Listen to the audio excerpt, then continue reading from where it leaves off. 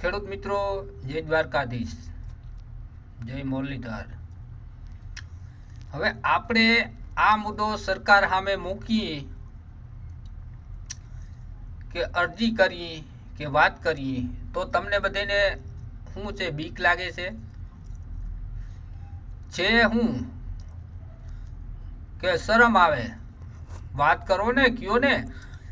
આપણો હક છે, આપણી સામે અન્યાય થાય, આ મુદ્દો સરકારની સામે મૂકી તો થાય હું ઈ કયો મને। હાલો, આપણે કોઈ માથા ફોડવા કે ક્યાંય જવાનું છે, કોઈ પાસે કંઈ લઈ લેવાનું છે? આપણો હક છે ઈ વાત કરવાની છે સરકારને, બરાબર? એટલે મિત્રો થોડુંક ધ્યાન આપો અને જોડાઈ જાઓ। વહેલી તકે જે વહેલું થાય ઈ હુનાનું સમજી લ્યો, બાકી કાલે થાય, પરમદી થાય, હું થાય કેને ખબર છે। આપણે આપણી જિંદગીની અંદર એટલું કામ ન કરી શકીએ તો મિત્રો આપણાથી કંઈ થાય નહીં।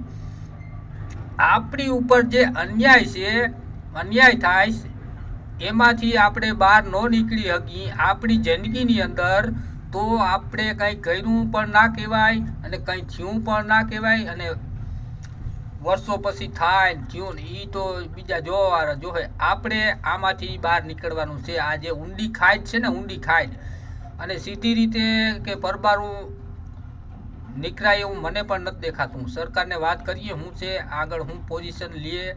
એટલે મિત્રો થોડુંક ધ્યાન આપો। જય મુરલીધર।